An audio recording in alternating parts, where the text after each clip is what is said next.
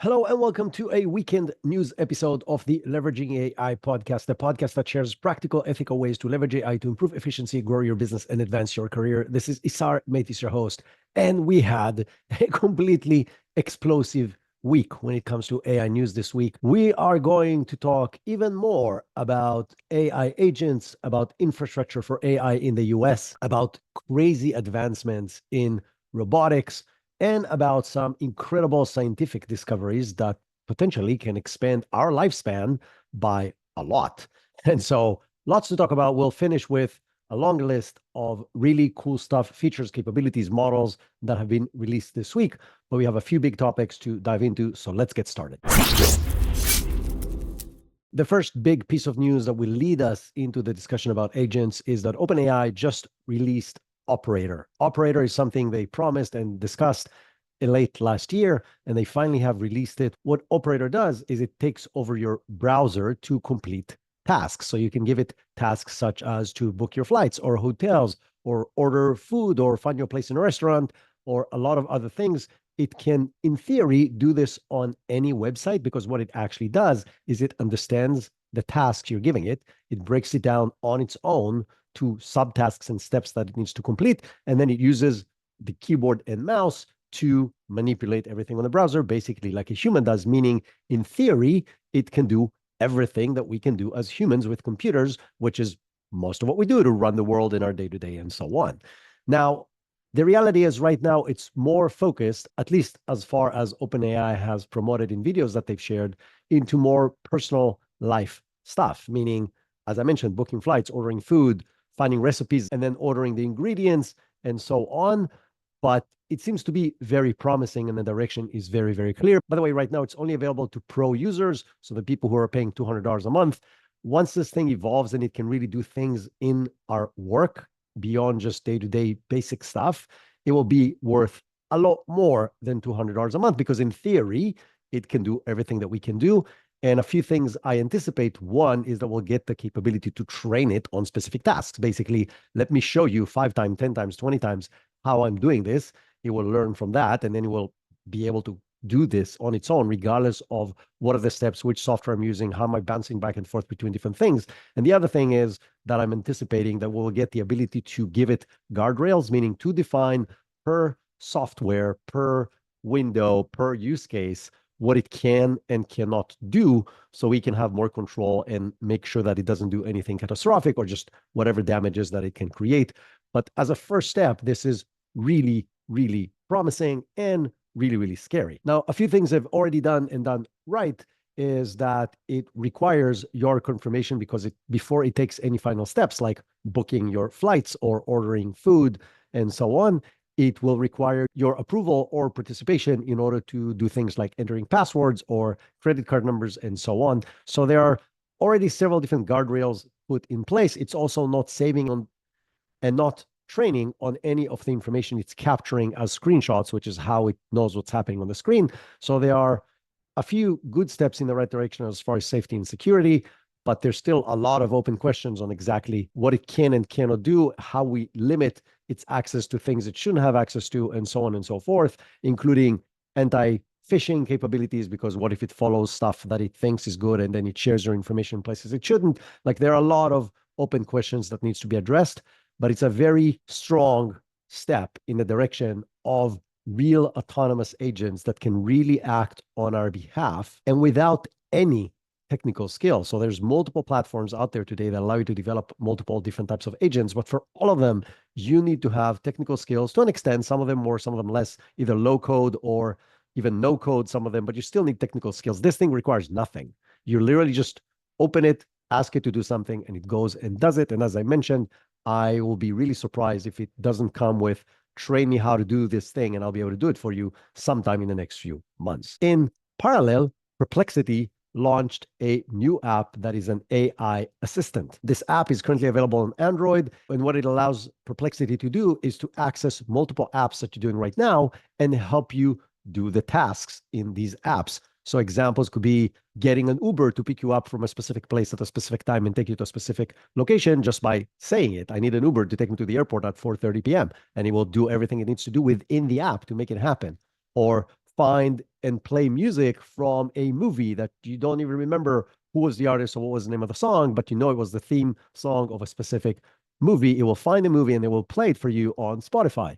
Now, in addition to just apps, it's also fully multimodal, meaning it can go and use your camera to see things in the real world and then take actions based on that, such as looking at a destination and giving you directions on how to get there, or looking at a book and giving you quotes, or finding you what else to read that is similar to that book, and so on and so forth.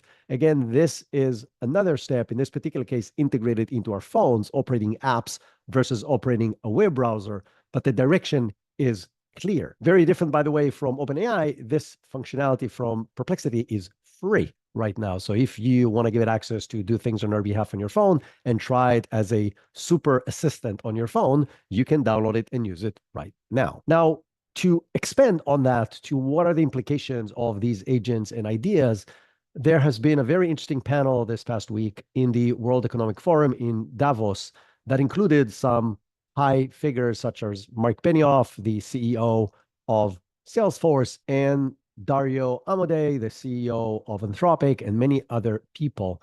And they've shared a lot of really interesting insights to the future.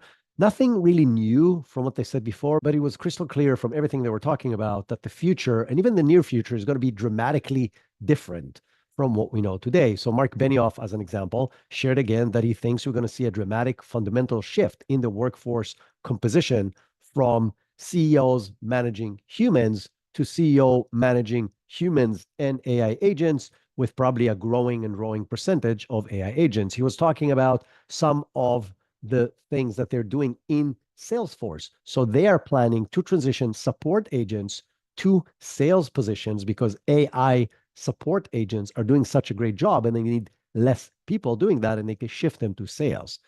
They're talking about that several employee roles are being redeployed as AI handles some of these tasks.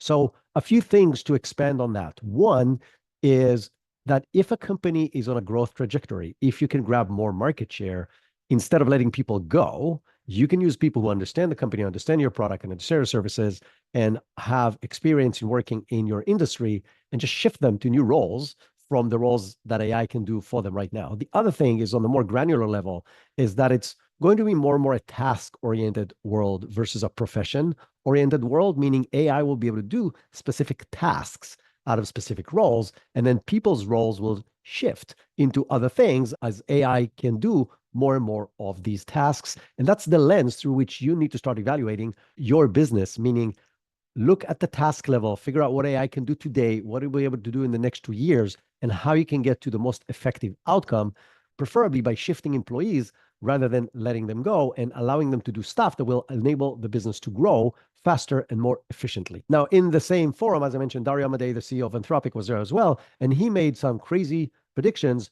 One of them is that he believes that AI will enable doubling human lifespan within a decade. So within the next 10 years, allowing people to live to 150, 160 years old, which I find very, very extreme. Now, he went back to his claim that he believes that AI systems will surpass most humans' cognitive capabilities by 2026 to 2027. He also mentioned that they're also developing a virtual collaborator AI agent for workplace tasks. So similar to what we just talked about from both Salesforce and OpenAI and everybody else, agents that will be able to run within the workplace and learn and execute tasks that will replace people doing the same task. Now, the forum also discussed some challenges of what may slow down this incredibly fast AI revolution. One of it is physical world limitations. Self-driving cars needs to be built, and there needs to be potentially some additional infrastructure to make them work more effectively.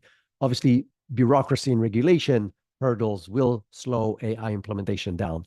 Public trust. So I work with a company that provides call center solutions. They, as you may or may not know, you can now have voice agents replace human agents as call center agents and do most of the work pretty well, as we heard from the CEO of Salesforce. And yet many companies, many clients of my client are refusing to let AI handle their calls on their behalf because they don't trust it yet.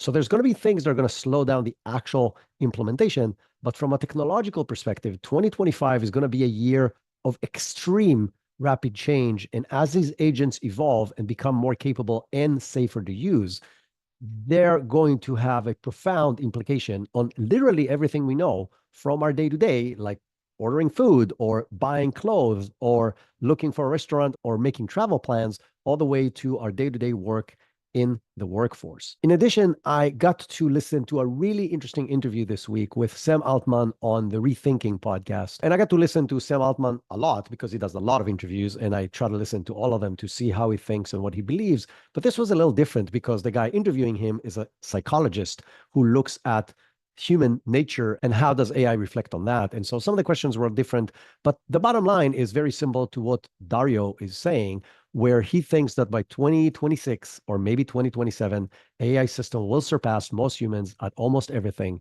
He believes that while AI will be highly capable and smarter than all of us in the immediate future, it will have a relatively gradual impact on our day-to-day just because of the way the world works. So he is claiming that, yes, we are close to AGI and that O3 is incredible, and that if somebody would have told us 3 years from now that we're going to have a tool that powerful in 3 years, what would we think the impact is going to be on the world? And he thinks everybody would have said, well, it will change everything we know. And the reality is, well, very little has changed.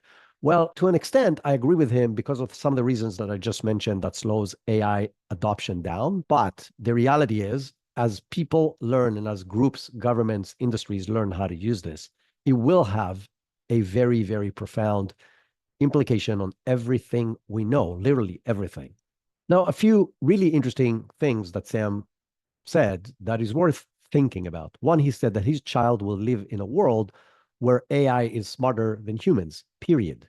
And there's not going to be any humans in the future that will ever be smarter than AI. And he's saying that's not going to be a problem because that's just going to be the way it is. Part of the conversation was about what's important for humans in the future. And he mentioned that the future work will focus more on asking the right questions rather than finding the right answers because AI will be able to find the answers for you.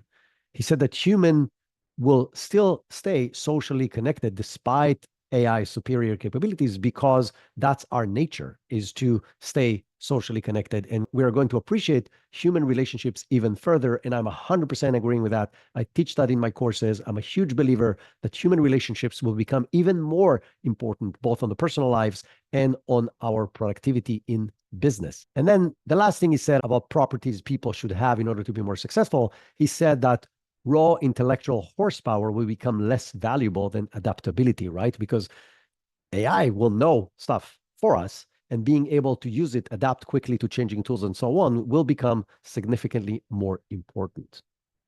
Now, Sam sees AI as the most development and interesting scientific revolution of our lifetime, partially because it's going to enable a lot of other stuff in other scientific fields. I mentioned before that Dario Amodei is thinking this can double our lifespan. Well, OpenAI, in collaboration with Retro Biosciences, which is a company that Sam personally invested in about $180 million, announced earlier this month that using GPT-4B, which is a model that they developed specifically to do protein modification, they are now able to significantly improve a process that is called Yamanaka factors. And that process enables to take human skin cells and convert them into stem cells. Stem cells are the cells that are the source of everything in our bodies. Basically, they can turn into any other cell. This is the first step of babies. It starts with stem cells that then diverge into all the other types of cells in our bodies. So being able to take an existing cell and convert it into a stem cell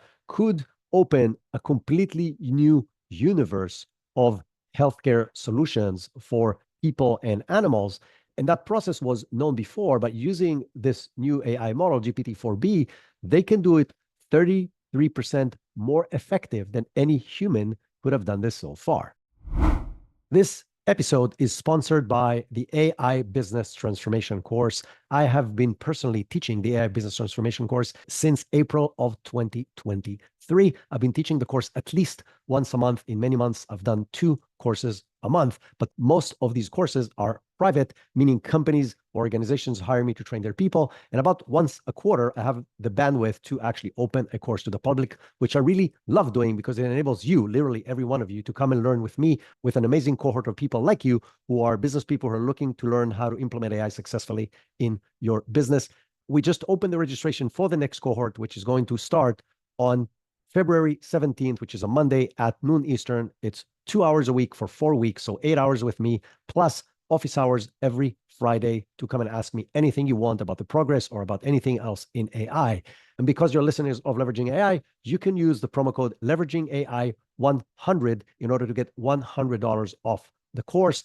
Don't miss this opportunity. As I mentioned, we open the course to the public about once a quarter, meaning if you want to gain the maximum benefits you can from AI in 2025, and you should, come join us in February, because most likely the next course is going to be in the May timeframe. I really hope to see you there. Now, back to the show. Staying on the topic of discoveries, Demis Hassabis just announced that AI-designed drug trials are projected to start in 2025. So Isomorphic Labs is one of Alphabet's companies, so a sister company to Google, and they are working on drug discovery. They have partnerships with some of the largest drug companies in the world, and they're going to begin AI-designed drug trials by the end of this year, by the end of 2025, and they're targeting a wide range of issues like oncology and cardiovascular and neuro problems and diseases. And they are claiming that they can shorten the discovery process by 10x, meaning instead of 5 to 10 years, it could happen in a few months. These are all very promising ideas that can help us fight some of the biggest diseases that we have in the world today within the next few years, which may relate to the crazy prediction by Dario Amodei of doubling our lifespan. Now, if that's not enough, Axios has reported that presumably OpenAI are preparing to announce a breakthrough in agent technology, and they will deploy, or at least have, what they call super agents that are PhD level on almost every topic. Now, they're claiming that multiple sources indicate AI companies are exceeding their internal development projections and that they're achieving AGI and beyond within this year. That obviously caught like wildfire on X, and rumors started flying left and right, started connecting it to the meeting that Sam Altman has behind closed doors on January 30th with government officials, and the rumors basically went out of control. So Sam Altman went to X and shared the following tweet. He said, "Twitter hype is out of control again. We are not going to deploy AGI next month, nor have we built it." He also shared that the company has some cool stuff coming. We already know some of it, like tasks and operator. Maybe there's more coming, but he warned that AI fans needs to cut their expectations by 100x. So contradicting ideas and concepts coming from multiple directions. But what's very obvious is that agents are here. They're going to become more and more capable and more available to anyone to develop and use. And these agents will be able to do stuff that we can do right now. And that will, in some cases, remove jobs, in some cases, enhance jobs, enhance happiness of employees, because they'll be able to do things that are more valuable. And it can impact some really big questions like scientific discoveries and accelerate them dramatically. Now, if you remember last week, we talked a lot about infrastructure as well. So that's our next topic today. Again, President Trump, that is now not president-elect, but the actual president, announced a $500 billion infrastructure project that is started by 3 tech giants. The project is called Stargate, and it involves OpenAI, SoftBank, and Oracle. And the plan is to initially deploy $100 billion of investment, scaling to $500 billion, all in AI infrastructure on US soil. Now, the project aims to build 20 data centers in the US, at least 500,000 square foot each. The first facility is already under construction in Texas, and it perfectly aligns with OpenAI's roadmap that we shared with you last week. And they estimate that there's $175 billion in global funds that are currently awaiting AI project investments that OpenAI is trying to bring into the US. Now, while this is, on one hand, promising and interesting and shows that there's a really serious investment and that the new administration is fully supportive of this. There are a lot of open questions, such as where is the power going to come from? Where is the cooling capabilities going to come from?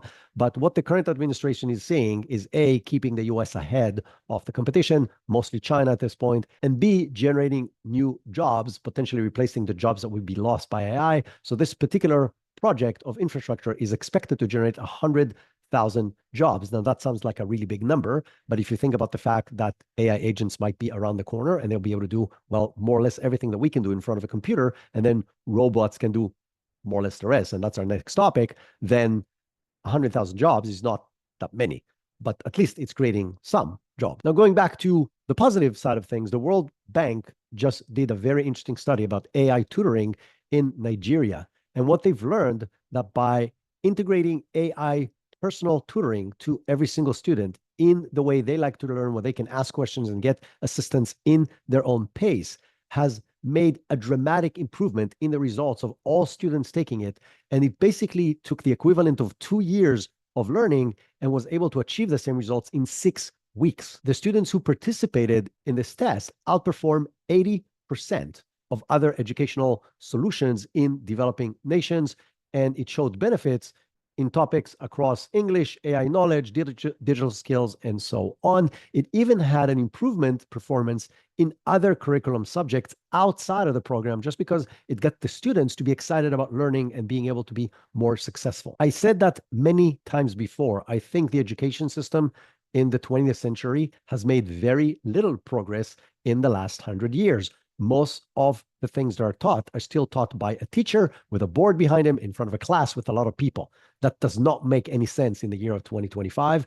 And while AI represents a very big risk to that, it represents the biggest opportunity we had to really unlock fast learning that is tailored to the needs of the individual, both in the pace that they need to learn, the things they get stuck on, and the way they like to learn, whether it's playing games, listening to stories, reading books, watching videos, whatever works for them, or any combination that will be tailored to the specific individual needs and allowing them to achieve significantly better results faster. And now there's first research that's actually showing it. Again, 2 years of learning progress within 6 weeks of using an AI tutor. Absolutely mind-blowing and really exciting from my perspective. Now, I told you we're also going to talk about blue-collar jobs in this episode. Well, a few interesting things have happened this week as far as releases. So a Chinese company has released a new version of the robot called Black Panther. So it's Black Panther version 2, and it can sprint 100 meters in under 10 seconds. So as the name suggests, it looks like a panther, like it looks like a four-legged animal, but it can run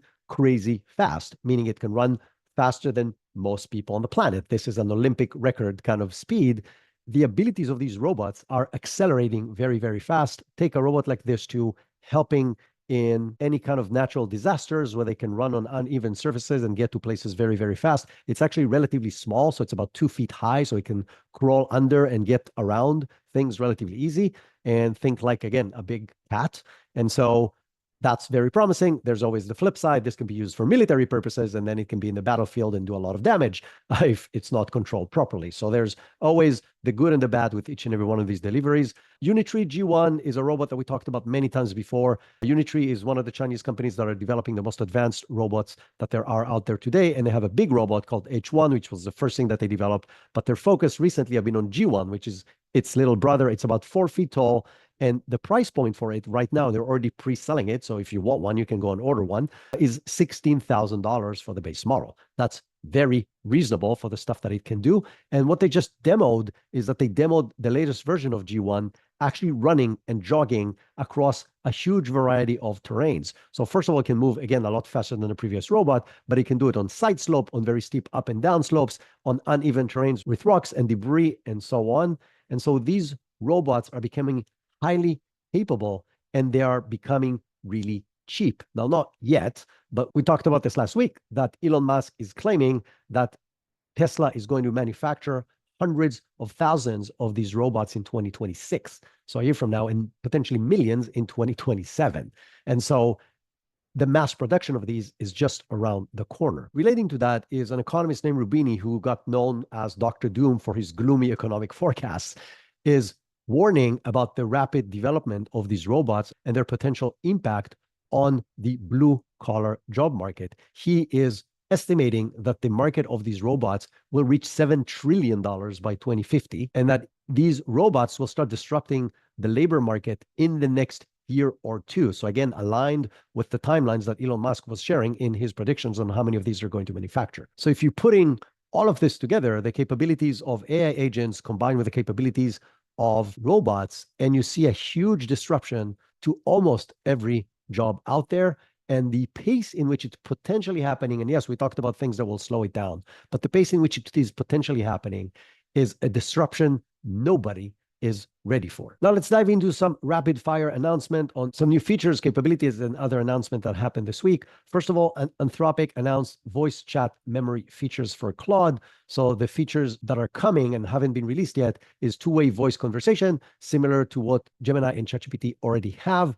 Memory of past interactions, again, something that also ChatGPT and Gemini already has, and personalized chat capabilities, which also OpenAI already has. So all these three capabilities are coming to Claude. I must admit, I use Claude a lot and I like it for many different reasons. One of the things that drives me crazy is that it still doesn't have internet access. And yes, I know you can get it to connect to the internet through third-party tools, but I don't understand why Anthropic hasn't released that capability yet. So if somebody from Anthropic is listening, please add that functionality to your tool, because I love using it, but it's just really far behind the other tools from that particular perspective. Now, another really interesting thing that Anthropic just launched and that is available is a feature called citations, and citations allowed to ground AI responses in source documents, dramatically reducing hallucinations.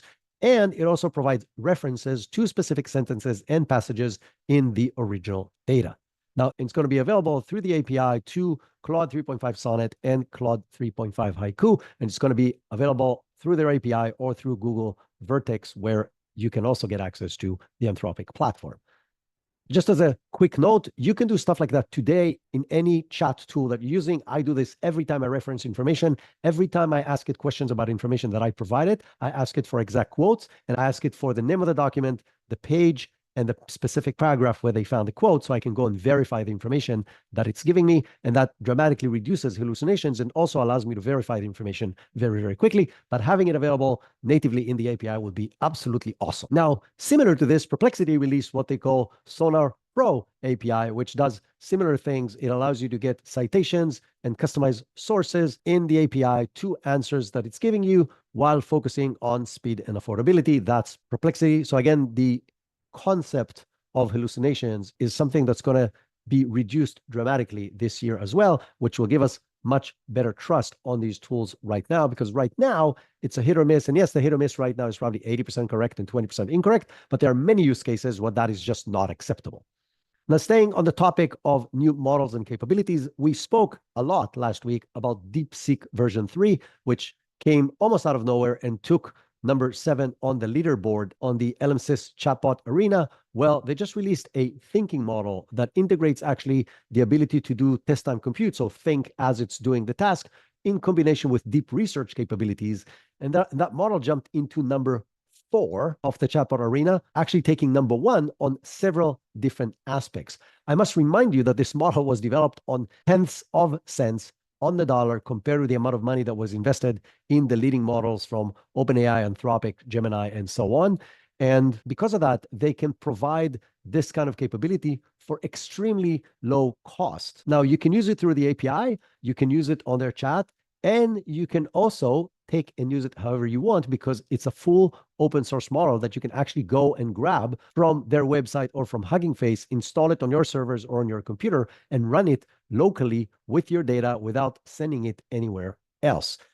This is, to me, is a huge promise for a future in which we may not need $500 billion of investment in data centers and then the cooling and power and the environmental damage that comes with it. Because if they can achieve these kind of results with significantly less compute and significantly less time, there is hope that other companies, and hopefully will, do the same. And if competition tells us anything, that's what's going to happen. And again, that's why I find this to be very, very good news, despite the fact that this comes from China and not from the US.